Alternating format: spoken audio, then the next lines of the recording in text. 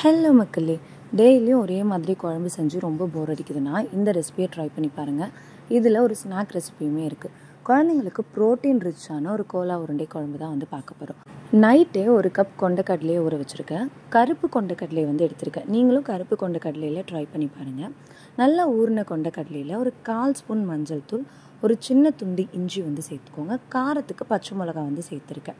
நான் ஒரு பச்சை மிளகா தான் சேர்த்துருக்கேன். உங்களுக்கு காரம் ஜாஸ்தியாக பிடிக்கும்னா உங்கள் காரத்துக்கு தகுந்த அளவுக்கு பச்சை மிளகா சேர்த்துக்கோங்க. ஒரு 1/4 ஸ்பூன் சீரகம், ஒரு 1/4 ஸ்பூன் மிளகு, கூடவே உப்பு, கல்லுப்பு சேர்த்துருக்கேன். உங்களுக்கு தூள் உப்பு தான் போடுறதுக்கு வரும்னா நீங்கள் அதை சேர்த்துக்கலாம். இது கூடவே ஒரு ஸ்பூன் நிறைய பெருங்காயத்தூள் சேர்த்துக்கோங்க. சேர்த்துட்டு ஃபஸ்ட்டு தண்ணி விடாமல் ஒரு தடவை நீங்கள் அரைச்சிக்கணும். அதுக்கப்புறமா கொஞ்சம் கொஞ்சமாக தண்ணி விட்டு தான் அரைக்கணும். ரொம்ப ஜாஸ்தியாக தண்ணி விட்டுறக்கூடாது. இப்போ ஃபஸ்ட்டு அரைச்சி பாருங்கள். சரியாக அரையலைன்னா ஸ்பூனில் ஒரு ஸ்பூனாக விட்டு நீங்கள் அரைச்சிக்கோங்க. இல்லை நான் தண்ணியே சேர்க்கலை, நமக்கு அரைஞ்ச உடனே கரெக்டாக இருக்குது. ஒருவேளை ரொம்ப கெட்டியாக இருக்குது, கொரப்பாக இருக்குதுன்னு நினச்சிங்கன்னா நீங்கள் தண்ணி சேர்த்துக்கலாம். ரொம்ப ஜாஸ்தியாக சேர்க்கக்கூடாது. ஸ்பூனில் சேர்த்து நீங்கள் அரைங்க. இப்போ நம்ம அரைச்ச பேஸ்ட்டை எடுத்து வச்சுக்கிட்டாச்சு. இதில் உப்பு எல்லாம் கரெக்டாக இருக்கான்னு செக் பண்ணிக்கோங்க. பத்தலைன்னா இந்த ஸ்டேஜில் உப்பு போட்டு பிசைஞ்சிக்கலாம். இது கூடவே நான் ஒரே ஒரு ஸ்பூன் அரிசி மாவு சேர்க்குறேன். ரொம்ப ஜாஸ்தியாக அரிசி மாவு சேர்க்கக்கூடாது. சேர்த்திங்கன்னா ரொம்ப ஹார்டாகிடும். அரிசி மாவு சேர்த்து நல்லா பிசைஞ்சுக்கோங்க. பாருங்கள், மாவு எவ்வளோ சாஃப்டாக இருக்குன்னு உங்களுக்கு தெரியும். இந்த அளவுக்கு இருக்கணும் நீங்கள் அரைச்சி எடுத்த மாவு. தண்ணி ஜாஸ்தியாக ஆயிடுச்சுன்னா ஒரு 2 ஸ்பூன் வரைக்கும் அரிசி மாவு சேர்த்துக்கோங்க. ரொம்ப ஜாஸ்தியாக சேர்த்துட்டிங்கன்னா கல் மாதிரி ஆகிடும் நம்மளுடைய உருண்டைகள். இப்போ மாவு நல்லா பிசைஞ்சாச்சு, உப்பு காரமெல்லாம் செக் பண்ணியாச்சு. குட்டி குட்டி உருண்டைகள்லாம் இதை உருட்டி எடுத்துக்க போகிறோம். இந்த மாதிரி உருட்டிட்டு இதை நம்ம ஃப்ரை பண்ணிக்கலாம். இது ஒரு வெர்ஷன். இதில் இன்னொரு வெர்ஷனுமே நான் சொல்கிறேன். இதில் பன்னீர் சேர்த்துக்க போகிறோம். பன்னீரை நான் ஃபில்லிங்காக செய்ய போகிறேன். நீங்கள் இதில் பிசைஞ்சிட்டு உருண்டையாக கூட நீங்கள் உருட்டிக்கலாம். நான் கொஞ்சமாக பன்னீரை இந்த மாதிரி நல்லா கையால் உதிர்த்து வச்சுருக்கேன். நம்மளுடைய கொண்டைக்கடலை பேஸ்ட் இருக்குது இல்லைங்களா, அதுக்குள்ளே பன்னீரை வச்சுட்டு அதுக்கப்புறமா உருண்டைகள் பிடிச்சிக்கோங்க. ரொம்ப கெட்டியாக இருக்கக்கூடாது உருண்டை. இந்த மாதிரி பன்னீரை சென்டரில் ஸ்டஃப் பண்ணிக்கலாம். பன்னீர் இல்லைன்னா பிரச்சனை இல்லை. நான் ஃபஸ்ட்டு காட்டின மாதிரி உருண்டைகள் பிடிச்சிட்டு அதுக்கப்புறமா ஷாலோ ஃப்ரை எடுத்துக்கோங்க. இப்போ நான் பன்னீர் சென்டரில் வச்சுருக்கேன். ப்ரோட்டீனை இன்னும் கொஞ்சம் ரிச் ஆக்கிறதுக்காக தான் நான் இப்போ பன்னீர் இதில் சென்டராக வச்சுருக்கேன். எல்லா உருண்டைகளையும் இந்த மாதிரி பிடிச்சி வச்சுக்கோங்க. உருண்டைகள் பிடிச்சி வச்சுட்டு ஷாலோ ஃப்ரை பண்ணி எடுத்துக்கோங்க. ரொம்ப ஜாஸ்தியாக எண்ணெய் சேர்க்க தேவையில்லை. எண்ணெய் நல்லா சூடானதுக்கப்புறமா நம்மளுடைய உருண்டைகளை சேர்த்துக்கோங்க. ஸ்டவ்வை மீடியம் ஃப்ளேமுக்கு மாற்றிட்டு வேக வைங்க. ஏன்னா நம்ம கொண்டைக்கடலையை ஊற வச்சுட்டு அப்படியே தான் அரைச்சிருக்கோம். அதனால் அது நல்லா ஃப்ரை ஆகணும். அவசரப்பட்டு நீங்கள் ஸ்டவ்வை ஹை ஃப்ளேமில் வச்சு பொரிச்சிங்கன்னா கலர் வந்துடும். உங்களுக்கு அது கரெக்டாக ஃப்ரை ஆகிருக்காது. இப்போ நம்மளுடைய உருண்டைகளை சேர்த்துக்கலாம். சேர்த்துட்டு ஸ்டவ்வை மீடியம் ஃப்ளேமில் வச்சுருங்க. ஒரு 2 நிமிஷத்துக்கு இதை நீங்கள் டிஸ்டர்ப் பண்ணவே கூடாது. அதுக்கப்புறமா தான் நீங்கள் இதை திருப்பணும். அதுக்கு முன்னாடியே நீங்கள் திருப்பிட்டிங்கன்னா உடையிறதுக்கான சான்சஸ் ரொம்ப ஜாஸ்தியாக இருக்குது. ஸ்டவ் மீடியம் ஃப்ளேமில் தான் இருக்கணும்.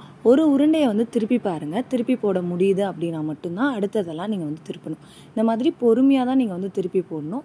ரொம்ப அவசரப்பட்டு திருப்பக்கூடாது. திருப்பிட்டு ஒரு 2 நிமிஷம் வேக வச்சிங்கன்னா நல்லா வெந்துடும்.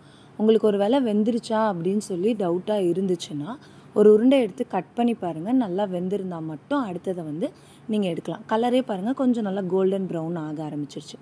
இந்த ஸ்டேஜில் இதை எடுத்து நம்ம தனியாக வச்சிடலாம்.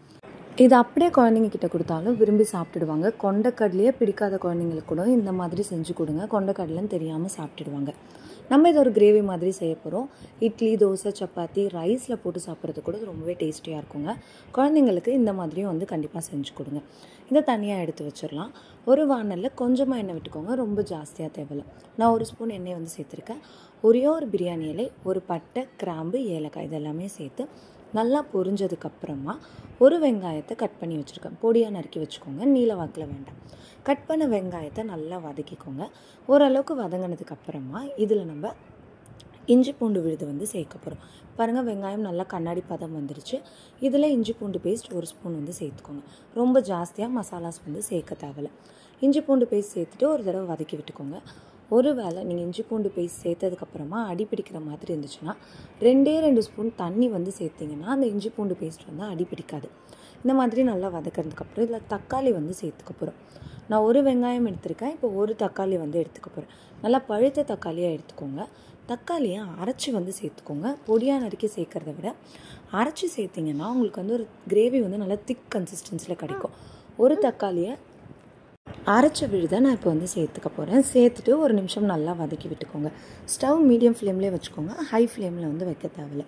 வச்சு நல்லா எண்ணெய் பிரிஞ்சு வர அளவுக்கு இதை வந்து நம்ம கொதிக்க விட போகிறோம். பச்சை வாசனை இருக்கவே கூடாது. தக்காளி ஓரளவுக்கு நல்லா கொதிக்க ஆரம்பிச்சிச்சு. இதில் நம்ம வந்து மசாலாஸ் வந்து சேர்த்துக்கலாம். காரத்துக்கு தனி மிளகாய்த்தூள் சேர்த்துக்கோங்க, குழம்பு மிளகாய்த்தூள் சேர்க்க தேவையில்லை. நம்ம அந்த உருண்டைகள்லையுமே காரம் போட்டிருக்கிறதுனால காரம் கொஞ்சம் பார்த்து சேர்த்துக்கோங்க. இந்த வெங்காயம் தக்காளிக்கு மட்டும் சேர்த்தா போதும். ஒரு 1/4 ஸ்பூன் மஞ்சள் தூள் வந்து சேர்த்துக்கலாம்.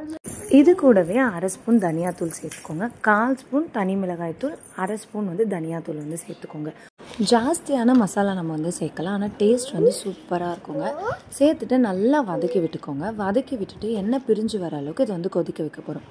தண்ணி ஜாஸ்தியாக விட்டு இதை வந்து நீங்கள் வந்து கொதிக்க விடக்கூடாது. தண்ணி பத்தலைன்னு நினச்சிங்கன்னா 1/4 டம்ளர் வரைக்கும் தண்ணி வந்து சேர்த்துக்கோங்க, அதை விட சேர்க்காதீங்க. இந்த மசாலாவுக்கு மட்டும் தேவையான உப்பு வந்து சேர்த்துக்கலாம். ஏன்னா நம்மளோட உருண்டைகளில் உப்பு இருக்கிறதுனால நீங்கள் உப்பு வந்து ஜாஸ்தியாக வந்து சேர்த்துடக்கூடாது. இப்போ நான் வந்து உப்பு சேர்த்துருக்கேன், ஒரு 3/4 பங்கு உப்பு மட்டும் சேர்த்துருக்கேன். ஏன்னா அந்த உருண்டைகளோடு சாப்பிட்றப்ப உங்களுக்கு உப்பு வந்து கரிக்கக்கூடாதுன்றதுனால நான் கொஞ்சம் உப்பு வந்து கம்மியாக தான் சேர்த்துருக்கேன். சாப்பிட்றப்போ ஒரு வேளை உங்களுக்கு பத்தலைன்னு தோணுச்சுன்னா அப்போ வந்து சேர்த்துக்கோங்க. இந்த மாதிரி ஏதாச்சும் ஒரு கோஃப்தா உருண்டைகள்லாம் போடுறீங்கன்னா கண்டிப்பாக உப்பு வந்து வெறும் 3/4 பங்கு உப்பு மட்டும் போட்டுக்கோங்க. நல்லா வதக்கி விட்டுக்கோங்க. பாருங்கள், கிரேவி நல்லா வந்து வதங்கிருச்சு. பச்சை வாசனை ஓரளவுக்கு நல்லா இப்போ போயிட்டுருக்கோம். ஒரு 1/4 டம்ளர் தண்ணி விட்டு இதை நல்லா எண்ணெய் பிரிஞ்சு வர அளவுக்கு நம்ம கொதிக்க விட போகிறோம். இந்த இடத்துல நீங்கள் ஒரு விஷயத்தை வந்து கவனிக்கணும். வெங்காயம் தக்காளி நல்லா வதக்கி ஓரளவுக்கு அதில் பச்சை வாசனை போனதுக்கு அப்புறமா தான் நம்ம இதில் வந்து தண்ணி சேர்க்குறோம். இப்போ ஒரு விஷயம் நீங்கள் வந்து கவனிக்கணும். வெங்காயம் தக்காளி மசாலா எல்லாத்தையுமே எண்ணெயில் நல்லா ஒரு தடவை வதக்கிட்டு அதுக்கப்புறமா தான் தண்ணி வந்து சேர்க்கணும். அப்போ தான் டேஸ்ட் வந்து சூப்பராக இருக்கும். 1/4 டம்ளருக்கு மேலே ஜாஸ்தியாக தண்ணி வந்து சேர்த்துறாதீங்க. தண்ணியாக இருந்துச்சுன்னா உங்களுக்கு இந்த கிரேவி வந்து நல்லா இருக்காது. தண்ணி சேர்த்துட்டு இப்போ உப்பு காரம் எல்லாமே செக் பண்ணிக்கோங்க. காரம் பத்தலைன்னா இந்த ஸ்டேஜில் நீங்கள் காரம் வந்து சேர்த்துக்கலாம். இப்போ பாருங்கள், நல்லா எண்ணெய் பிரிஞ்சு வர்றது உங்களுக்கு வந்து தெரியும். இந்த மாதிரி கொதிக்க ஆரம்பிக்கிறப்போ ஒரு 1/4 ஸ்பூன் வந்து கரம் மசாலா சேர்த்துக்க போகிறேன். ரொம்ப ஜாஸ்தியாக வந்து கரம் மசாலா வந்து சேர்க்கக்கூடாது. நல்லா தலைன்னு கொதிக்க ஆரம்பிச்சிருச்சு பார்த்தீங்களா. இப்போ ஒரு 1/4 ஸ்பூன் வந்து நான் கரம் மசாலா தூள் சேர்த்துருக்கேன். டேஸ்ட்டை இன்னும் என்ஹான்ஸ் பண்ணுறதுக்காக நான் கஸ்தூரி மேத்தி வந்து சேர்த்துருக்கேன். கஸ்தூரி மேத்தி இல்லைன்னா பரவாயில்ல, நீங்கள் வந்து சேர்க்க தேவையில்ல.